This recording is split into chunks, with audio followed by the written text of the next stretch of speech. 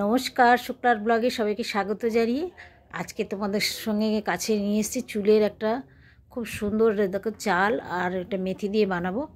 তো চালটা দেখো, তুমি ঘরের চালও নিতে পারো, যেটাই তোমার ভাত খাও সেই চালও নিতে পারো, বা আতপ চালও নিতে পারো। নিয়ে চালের চাল আর এটা দিয়ে একটা লিকুইডভাবে এটা আগের দিন ভিজিয়ে রাখবে। আমি তো শুকনো দেখাচ্ছি তোমাদের, আমি আগের দিনই ভিজিয়ে রেখেছিলাম।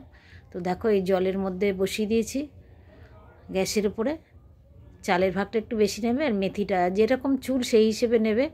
তা আমার চুল তো খুব একটা বেশি না, লম্বায়, তো সেই জন্যে আমি এটা কমই নিয়েছি। 1 চামচ মেথি আর 1.5 চামচ 2 চামচের মতো চাল নিয়ে এটা একটা লিকুইডের মতো হবে।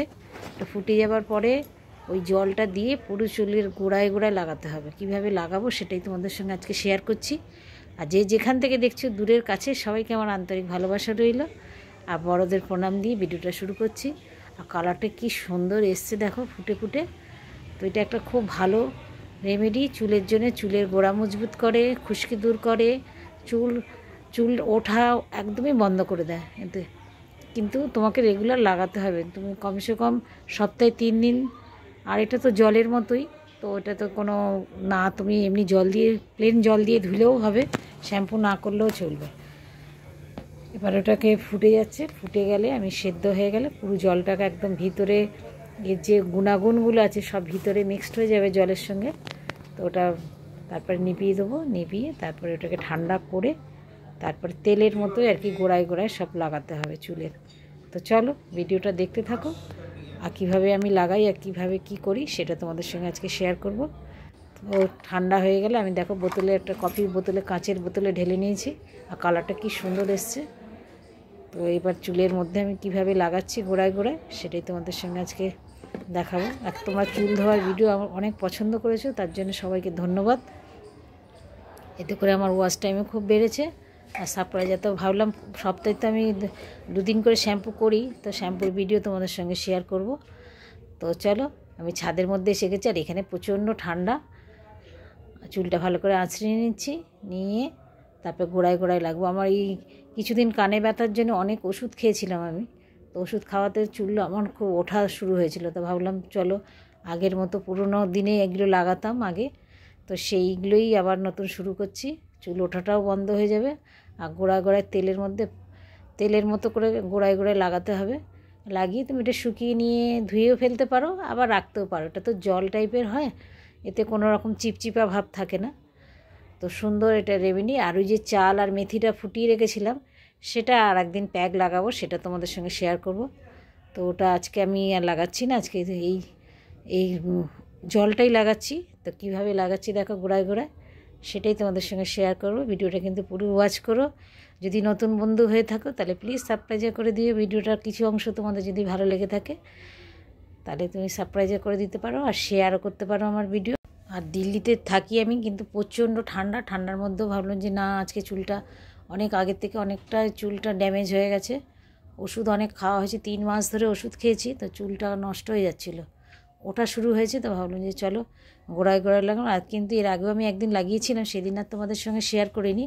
তো এতে করে কি হয়, চুল একদম গোড়াটা খুব মজবুত হয়ে যায়। প্যাকটাও লাগাতে পারো, কিন্তু প্যাকটা লাগালে শ্যাম্পু করতে হয়। তো আমি ঠান্ডার সময় এখন শ্যাম্পু করছি না, এই 2 দিন আগেই শ্যাম্পু করেছি। তো ভাবলাম চলো এই জলটাই লাগাই।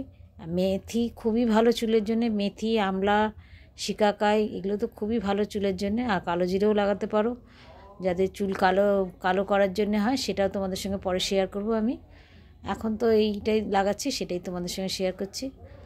আর চুল কীভাবে কালো হয় সেটাও তোমাদের এই নেক্সট ভিডিওতে দেবো।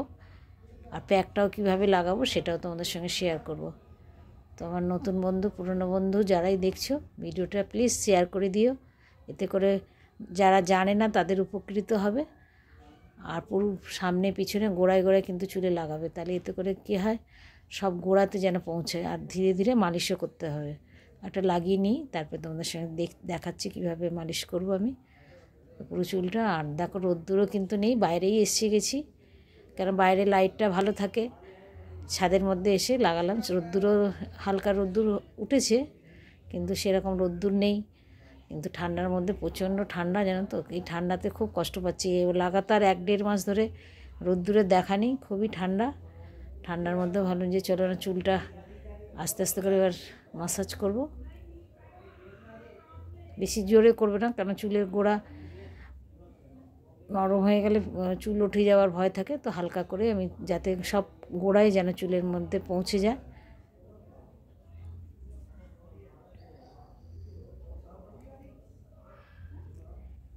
তো হালকা হালকা করে লাগিয়ে নাও, যেখানে যেখানে পড়েছে সব জায়গায়, কিন্তু আমি তাও তুলো দিয়ে যেটুকু ছিল ওর পিছন দিকটা হালকা করে মাসাজ করে চুলগুলো লাগিয়ে নিয়েছি। এটা চুলটা একটু শুকিয়ে ফেলো, কারণ ভিজে গেছে। চুলটা রোদ্দুর একটুখানি হালকা হালকা রোদ্দুর উঠেছে, সেটাতে শুকিয়ে নেব, কারণ ভিজে চুল থাকলে আবার ঠান্ডা লেগে যাওয়ার ভয় থাকবে। সেই জন্যে ভালো করে হালকা হালকা করে মাথায় মাসাজ করছি, করে তারপর শুকিয়ে গেলে কীভাবে ধোবো সেটাও নেক্সট ভিডিওতে তোমাদের দেখাবো। আজকে ধোবো না চুলের গোড়া কিন্তু খুব মজবুত হয় এতে করে, আর খুব ভালো জিনিস। মেথি চুলের জন্য খুবই উপকারী জিনিস। যাদের চুল ওঠা শুরু হয়েছে তারা কিন্তু এটা লাগাতে পারো, খুব উপকৃত পাবে। তো চলো ভিডিওটা এখানেই শেষ করব। চুলের এই রেমেডিটা তোমাদের সঙ্গে শেয়ার করতে পেরে আমার নিজেরও খুব ভালো লাগছে। কোনো ভালো জিনিস যদি আমার জানা থাকে আমি নিশ্চয়ই তোমাদের শেয়ার করবো। যদি ভালো লাগে থাকে লাইক শেয়ার কমেন্ট করো। আর তোমরা খুব ভালো থেকো।